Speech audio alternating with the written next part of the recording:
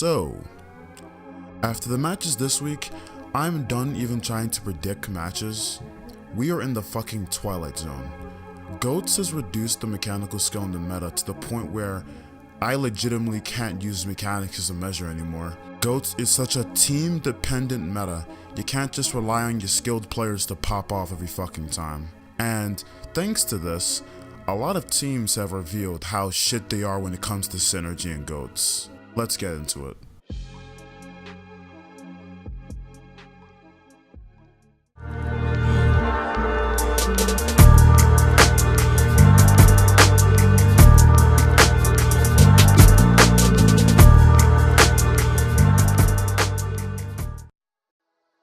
I knew Spitfire sucked at Goats, but this is a fucking joke. How did you even come close to the justice? Not gonna lie, this is the most shitty Overwatch League match since ever. This is the worst match of this season, but it's a contender for one of the worst matches I've ever seen, period. It was like watching two NA Trials teams running Goats. A shit match, thank you. Next. Hey Mayhem, thank you for giving Fusion the proper ass whooping they deserved. This is how the Fusion fucking operate. They get cocky, meet a bottom tier team, and then just fucking choke. Fusion legitimately could have won this match at several points, whether it was Anubis coming this close, or it was the first map where Carpe overextended on Nepal and gave away the point. After I saw him do that, I was 100% sure the match is over. But you know, I'm a Philly fan, so I still had hope, but I knew what was happening. I knew it was GG. Now surely not having Boombox is a major factor in why they lost, but considering Philly's history, I'll bet my money that ego played a part in why they lost this match. Several points they could have won.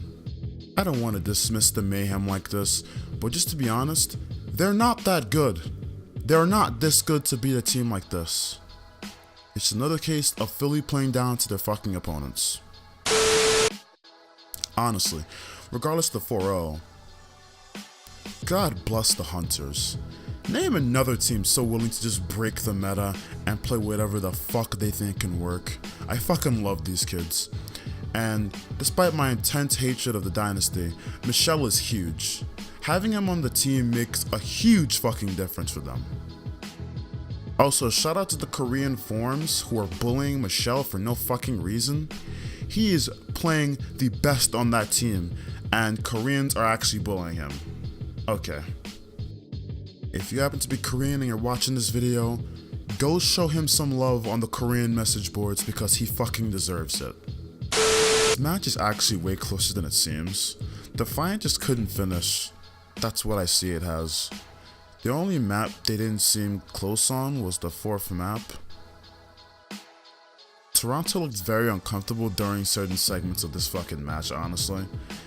They seem to have this problem where they go full derp mode the minute Rain pulls something even slightly unconventional out of their ass. Like Rain could literally put a Mercy in place of Reinhardt and Goats, and Defiant just might go full fucking derp mode in response, and they might just start jumping off the map or some shit. Very close match. Both teams looked extremely good. Sure, the Valiant have a losing record, but don't let that tell you they aren't good. They've only played good teams. Spark, NYXL, give them a break. My boy Space is doing everything he can. Isn't it fucking amazing how this storyline goes? Gamzu gets traded like nothing, and then after he gets traded, he goes on to lead a winless team into beating the team that gave up on him.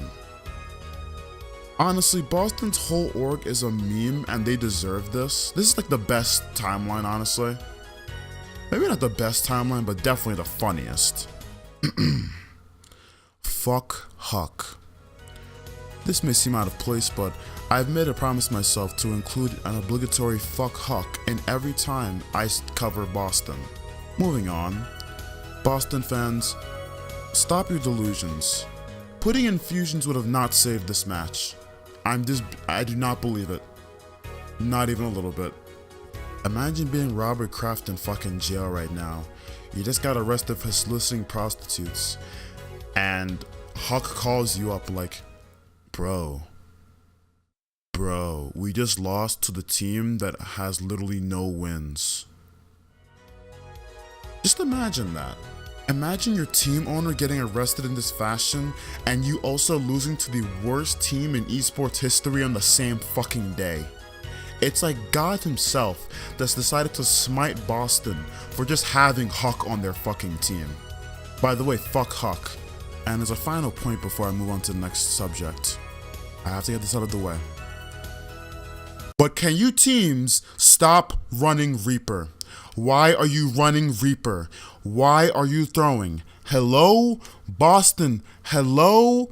EU coaches are literally rolling on the floor, laughing at you. Why? Why? Why? This is pretty much the definition of underperforming. The Spark are playing like confused little sheep. There is no fucking excuse to beat LAV and then lose to one of the worst teams in the Overwatch League the next week. The Outlaws are terrible, bad, trash. Outlaws and their shit org are more concerned with having e-girls wearing Jake's jerseys than actually winning matches. How are you losing to them? The Spark need to get over their mental issues, and I guarantee you the consistency will come out. Not a surprising result at all. After I made it clear I was wrong about Paris, I realized LAG was not gonna beat them in the GOATS meta. Just not happening.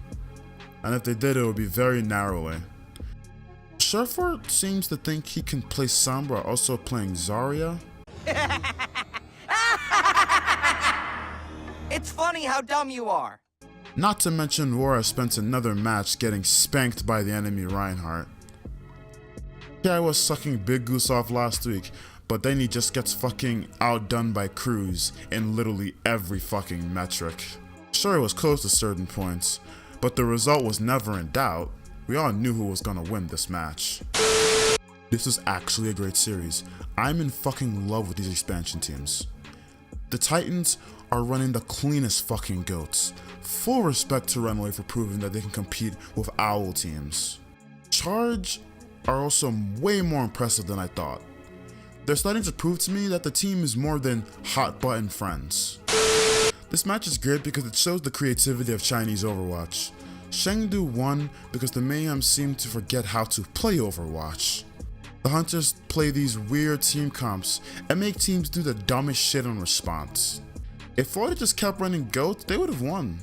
Anubis is honestly my favorite in this series because it showed exactly what I'm talking about right now. For a team I absolutely shitted on in the preseason, I'm starting to love the Hunters. They're the true chaos team. Elsa and Jinmu were fucking sick this match. Props to the Hunters, man. I'm sorry, I just have no fucking commentary for this match. Literally what? What? What the fuck is OWL? Who is supposed to win or lose? Everyone's power rankings are in fucking shambles. Mother of God, the Spitfire beat Spark. I have literally nothing to say about this, I'm sorry. GG. Match win as expected, but if there's one great thing we got out of this match, it was this. Houston Outlaws need to engineer a reverse sweep, starting with Assault, then Escort, then force that fifth and final map for a tiebreak if they want to take this back-to-back series. They got Hangzhou, but New York may be a bridge too far. We'll see. Now, it would be easier for me to rag on Jake for baby raging, but I actually like this moment. We really need the producers to be quicker to capture emotions of players. Like, can you show the audience how much this means to them? Because the players really care about this fucking game and winning. Show the audience emotion. Surprisingly, Custa is back in, and LAV still can't manage a win. They lose 3-1 to Defiant, a team rated low among the Korean teams. However, I'm starting to think Defiant are actually way better than suspected. With the addition of Neko, things should be looking up for the Defiant. I'm really fucking interested in where things go from here. Concerning the Valiant, I'm gonna just chalk this all up to unlucky. Titans pretty much dismantled the Shock. It's actually scary to see how well the Titans can play GOATs. Those months of Korean contenders really fucking paid off. They're fucking geniuses with this shit. Their synergy and trust in each other is frankly amazing. If Bumper was on any other team in OWL, he would be feeding his brains out. But their team works together so well, he gets so much support that he can go completely Rambo and still be one of the best main tanks around. And let's not forget, the Shock are still a very good team. They fought back hard, and for a 4-0, it wasn't that far apart. But this is just Class A Overwatch. This is like one of my favorite matches of the week, straight up. Like said in the beginning, I honestly do not know what to make of Overwatch League anymore. Anything can happen at this point. Making predictions is more risky than anything else. Fuck it, dude. I'm just gonna hold my breath, wait, and then make my comments. Thanks for watching, and thank you for watching Overwatch League. Call me Captain Hitsugaya while I'm smoking frozen fire. Don't you swear that you get higher, cause that might make you a liar. The sky just passes by as the smoke floats higher. I stay high, bitch, don't ask me why. Bitch, this is my life.